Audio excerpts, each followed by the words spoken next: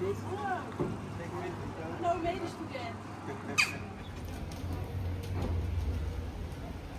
Harbor of our city on the right hand side. We've got a couple of these old cargo ships that are now all in use as houseboats.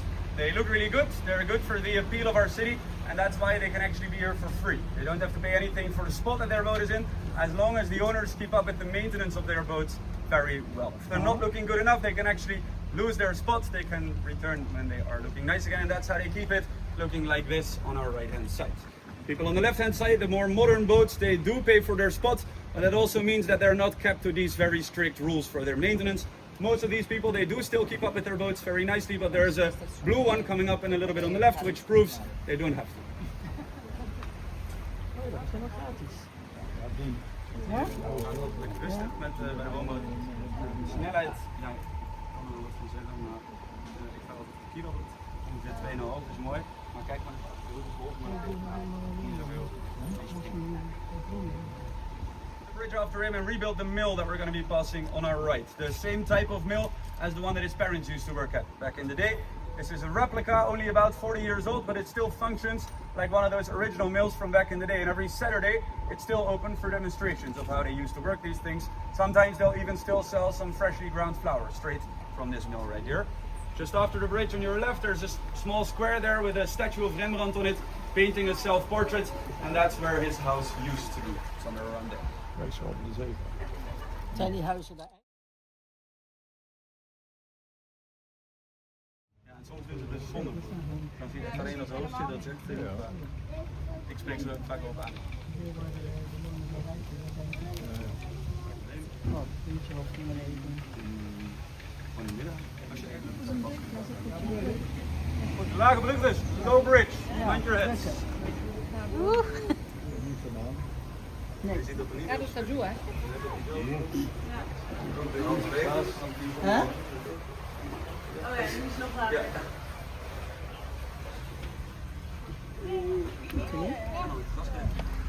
Hier op de single, kleine bootjes, 5 kilowatt. Maar je houdt een goed stuurboord wel. Volgens mij denk ik dat niet zo spannend. From Willem of Orange, when our city was liberated from the Spaniards during the 80-year War, which is quite a long story. I'm going to tell you in more detail about that later on. Just always find the most bicycles in our city together. This is the University Library with over 6 million books and writings in its collection. The design of this library, it's actually supposed to look like a castle of wisdom. You need quite a bit of imagination to actually be able to see that.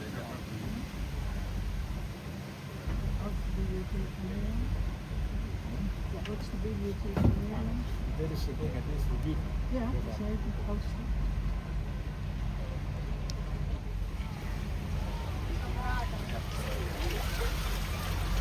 On our left hand side here, we're going to be passing a lot of green because this is where the botanical garden. These opened here in 1590, and this is also the place where in 1594 the first ever Dutch tulip was cultivated. Originally the tulip, not a flower from around here. We like to say that we got it as a gift through a Turkish sultan. It ended up here in Leiden. We probably just stole it, but of course we don't like to tell the story that way. These tulip bulbs, they were very popular and very expensive from the start around here. People used them as a means of showing off that they had a little bit of wooden telescopes in there. And those are very beautiful, but they're not powerful enough to do any real research anymore. And on top of that, the roads that we can see on our right hand side here, back in the day it wasn't that busy, but nowadays there's trucks and buses passing through here, and they create too much vibrations in the ground, so you can't really get any clear images from these telescopes anymore. Einstein used to teach. As a guest teacher for a couple of years in a row, he would come to Leiden for 1 month at a time. Ja, lekker stil. Niet zo wat. Het is een elektrische boot, toch? Ja. Voor jou. Hij is echt lager dan onze guides. Nou.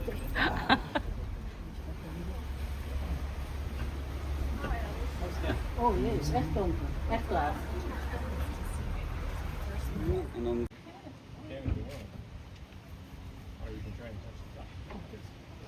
Right, we're entering more of the historical city center here, and this is a very beautiful canal. Also, one of the raiders, they broke through the dikes in the surrounding area, so that the area around our city completely flooded. The Spaniards had to flee from all this water, and on the 3rd of October 1574, our city was finally free again. And that's why it's still a tradition that people who live in our city can get a free portion of herring and white bread. on the 3rd of October in our city center, celebrating that we were finally able to eat again. And of course, we're Dutch, it's free, we're going to be there. There's quite a long line for that from about 6 in the morning.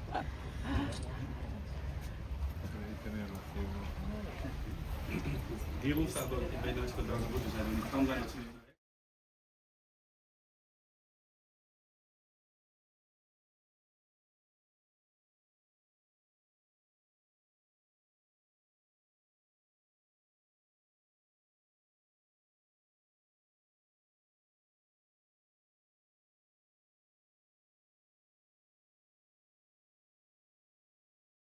So after our city was liberated from the Spaniards, we got the right to open our university as a gift from Willem of Orange, the leader of our liberators and the forefather to our royal family.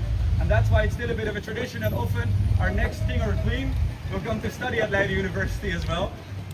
The oldest daughter of our current king is the first one in 6 generations that isn't actually studying here. She studies in Amsterdam, but Willem-Alexander, who is our king now, did study in Leiden and used to live in this white house that we're passing here, number 116. He didn't really enjoy his life while living here like every student should, of course. So then the part of the city after this next bridge is quite beautiful to look at nowadays, but it wasn't always the case. It's actually shaped by a disaster that happened here. Back in 1807, there were still houses on both sides of the water, and then there was a cargo ship passing through this canal on its way to a different city nearby. It was quite late at night. They decided they would park their boat on the left-hand side and continue their journey the next morning. But what they were carrying as cargo was 18,000 kilos of gunpowder, and that ship exploded here actually. Over 120 houses completely demolished, and Leiden was a very, very poor city at that time. Couldn't really afford to rebuild any of it. We got a lot of help and money from Amsterdam, because the story is that they were able to hear the bang of the explosion all the way over there. And with that money, they built these beautiful buildings on our left-hand side. This building here on the left, the main building of our law faculty. They didn't really have any money left for the right-hand side, had to choose for the cheapest option, and that was putting a park here. Everything was level already. Anyways, quite nice how big the impact of that explosion was, because the entire area that's a park that we're passing on our right, Mayor van der Werf, he offered to cut off his own limbs so that the people in the city would still have something to eat and were under siege from the Spaniards, and that's why he's still quite a bit of a hero in the history of our city.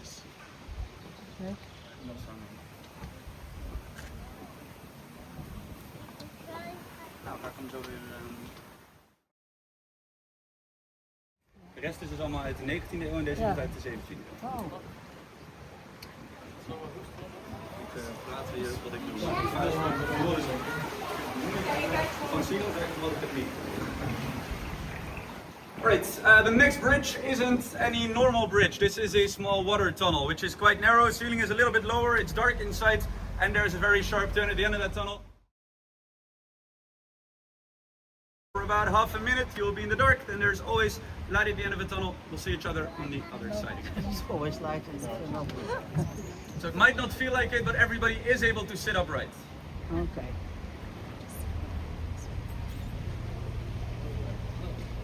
Hoeft niet.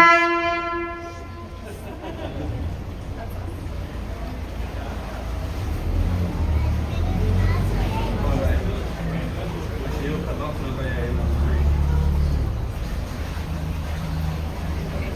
Oké. Leiding zijn. En je wil dadelijk aan het einde van de tunnel zijn. Ik rem altijd wat langer. Als je wilt bijsturen, dan moet dat met vooruit gaan. Dus als ik nu mijn neus een beetje naar rechts wil, dan geef ik een klein beetje naar links en dan een klein beetje gas vooruit. En dan haal ik wel meteen dat gas weer af. Als je eens achteruit staat, dan stuurt hij dus niet. Dat is wel goed om te weten. Dit is helemaal rechts. Heel goed om helemaal stil te doen. Voor en ideaal. Goed. Vooruit. Weer met tikje. Bijna met je neus. Nou, dan moet je dus ook. Draai je en dan is het goed. Draai je weer.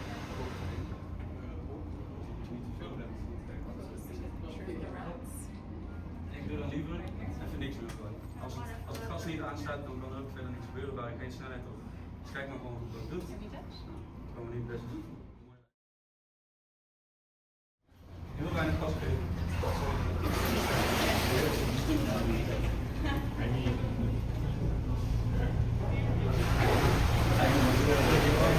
Zolang je het duidelijk zijn, weet je niet meer. Kan het niet zo mis.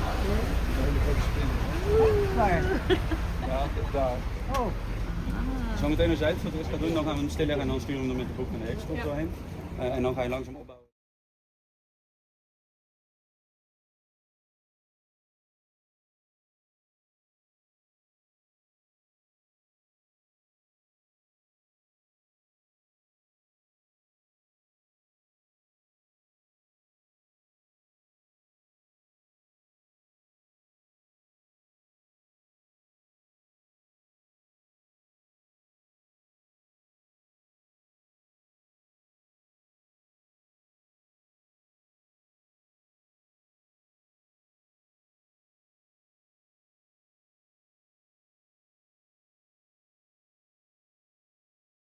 A lot of cities in the Netherlands started closing up their canals, turning them into streets, but this was quite expensive to do, and Leiden was still a very poor city at that time. They had to stop quite soon, and that's why we still have 28 kilometers of water left in our city center. After Amsterdam, the most in the Netherlands.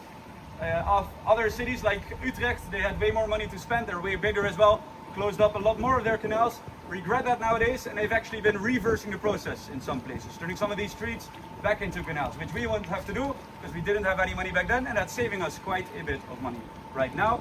These streets still easily recognizable because they still have their original names. They still have the word gracht, which means canal in Dutch in their name.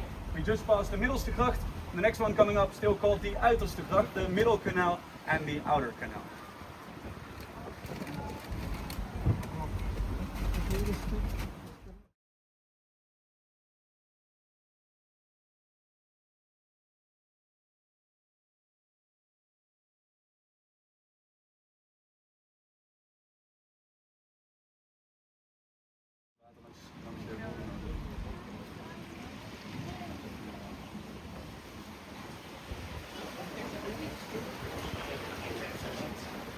Right, a little bit further in front of us there, you've got that really high bridge crossing the water, and immediately after that bridge on your left, you'll be able to look into the backyard of one of the remaining hofjes, as we call them in Dutch. And hofjes, part of one of the first ever social housing projects in the Netherlands. This one built in the 1600s, originally meant for young women without a partner or widows who couldn't afford their own homes. They got a chance to live together. A lot of small...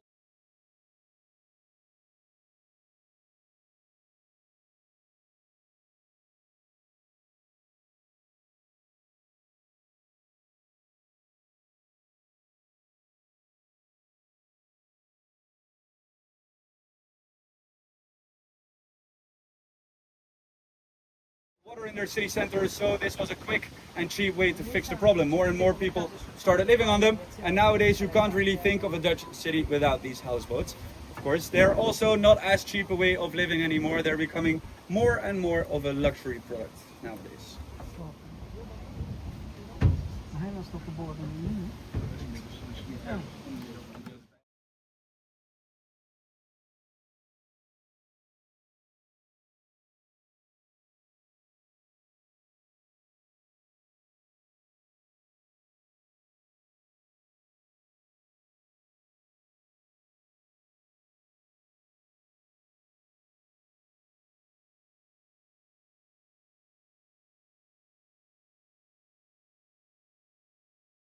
In our city, this is the old flour factory. All these bigger buildings next to each other together. 88, and for a long time started looking worse and worse. A lot of people in the city wanted them to be demolished, but we couldn't do that.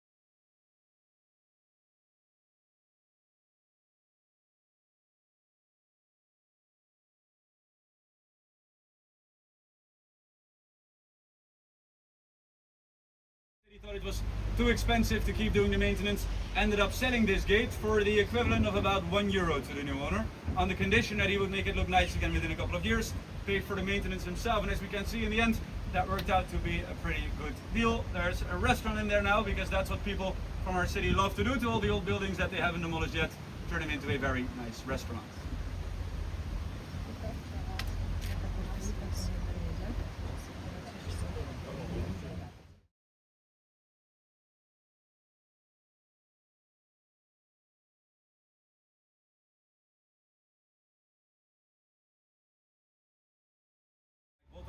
Haarlem or Gouda, for a long time the quickest way of getting there. By the 1930s it was surpassed by faster means of transportation, and this company went bankrupt. A couple of different things were in here, but nowadays, of course, also a restaurant. My favorite spot for a beer in our city, and I've done quite some research on that.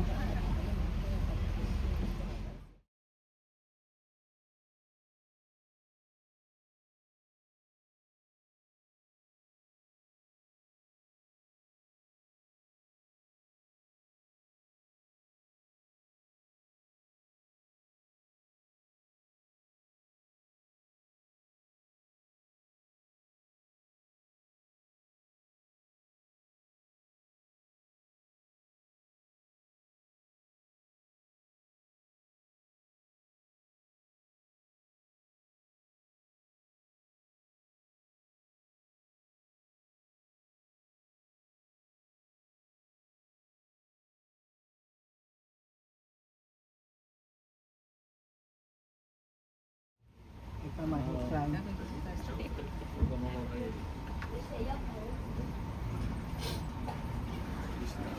Oké.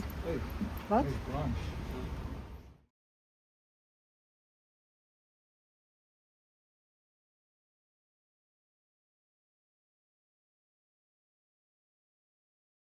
Nee, dat ken ik niet, maar het is wel leuk om aan lunch te sturen. So on our right hand side we can see that painted advertisement for a cigarette company on the side of the building. And in the Netherlands been forbidden by law to advertise tobacco products for quite some time. But there used to be a tobacco shop on the ground floor, and the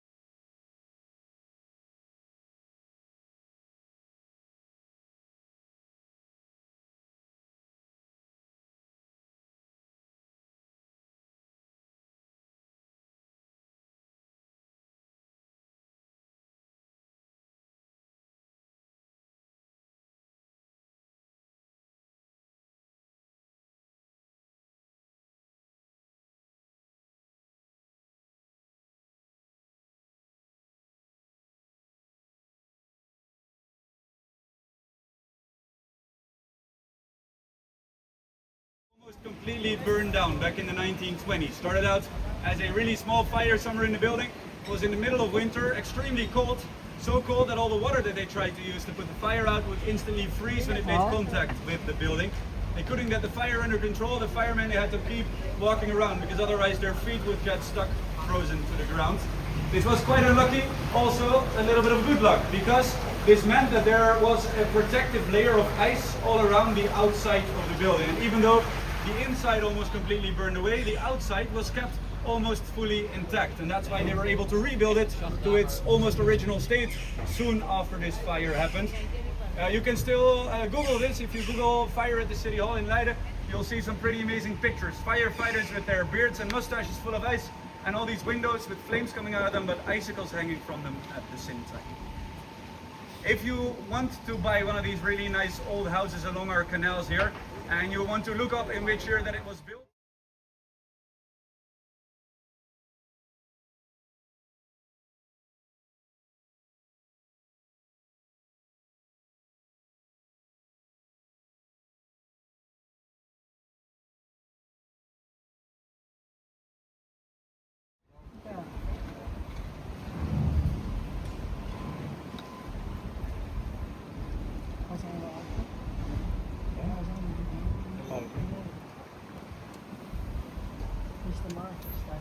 passing, but about a woman that used to live in our city back in the 19th century. Her real name was Maria Zwaardenburg.